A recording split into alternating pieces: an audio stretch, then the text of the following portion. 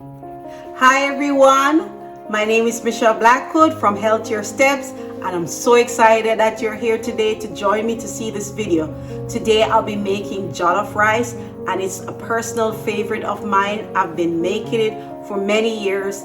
I first made it when I lived in England over 25 years ago, and so I've been eating it. I've had Nigerian jollof, I've had Ghanaian jollof, and they're delicious, flavorful, and so I'm going to teach you. But one thing is, I'm going to be preparing my jollof rice with brown rice.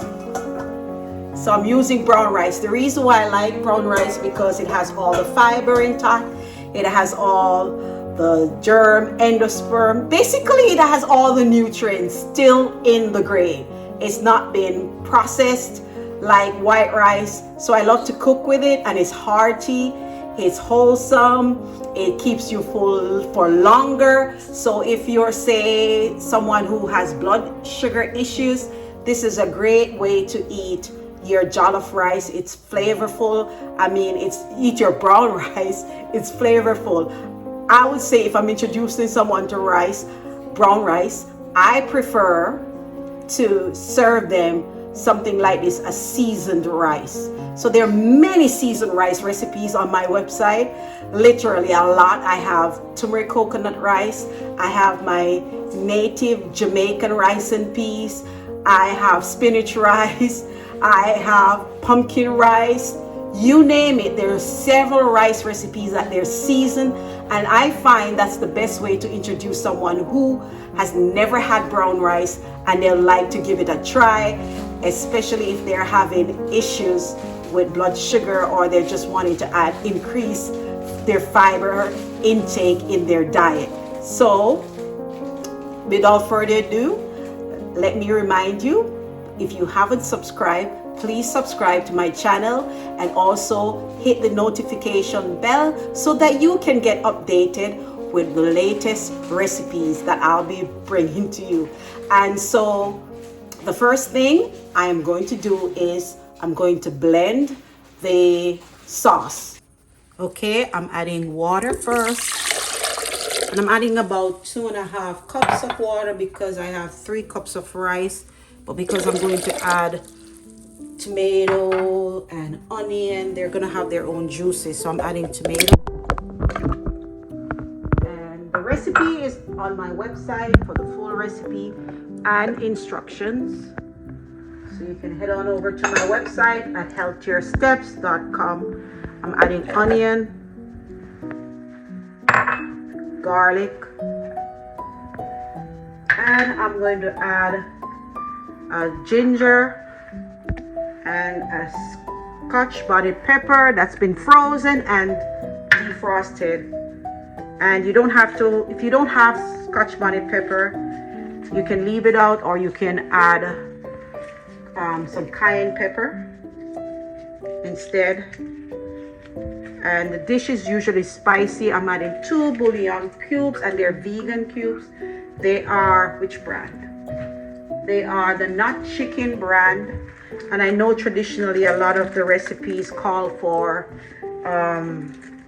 Maggi, but I think Maggi has MSG, so I don't like to use Maggi.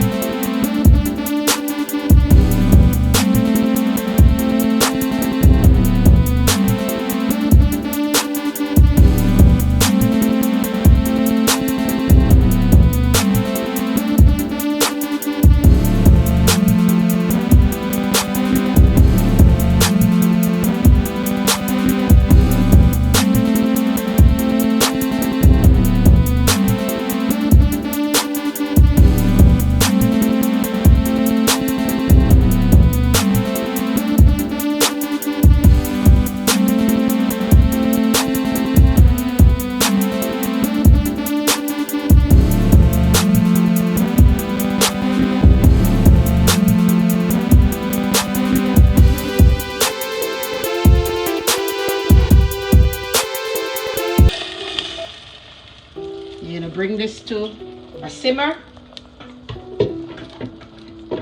You're gonna let it cook, but I'm gonna add to it some tomato paste. I'm gonna add some curry powder. Guys, it smells so good. And I'm gonna add thyme. I'm gonna just let this cook until it's thickened. Then I'm gonna add the rice. Okay. Alrighty, I'll be back. Okay, so it's at a rolling boil. Next, I'm going to add the rice, and make sure you rinse your brown rice. So I've washed it. Just add in the rice to it. And I have 3 cups of rice here. And I'm just gonna stir the pot.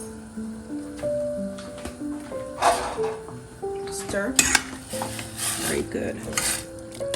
Very good. See, all that looks so good. And I'm gonna bring it to a boil again. So you don't want to stir your pot too much when you're cooking rice. You just stir it, and what I'm gonna do is I'm gonna add just a hint of water to go right above. That should be good enough. That's it.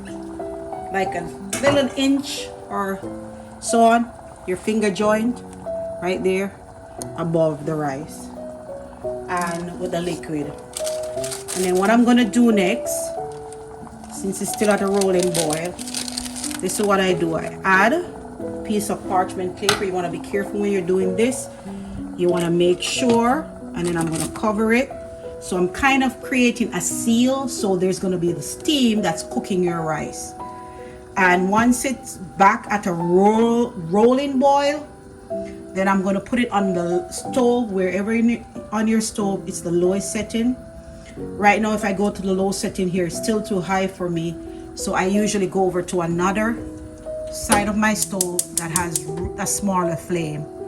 And I'm going to put it over there. I'm going to turn it off, and transfer it over to there.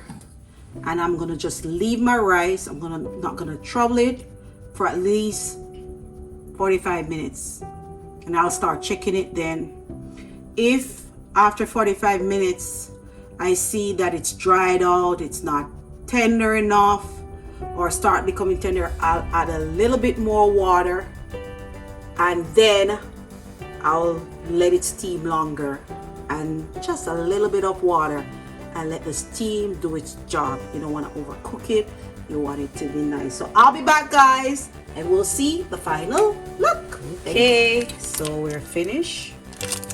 Remove it. So this is the finished look, and you're gonna fluff it. Look at that. Made with brown rice. See, I'm just gonna fluff it up. It's cooked to perfection, and it's fluffy and not mushy at all.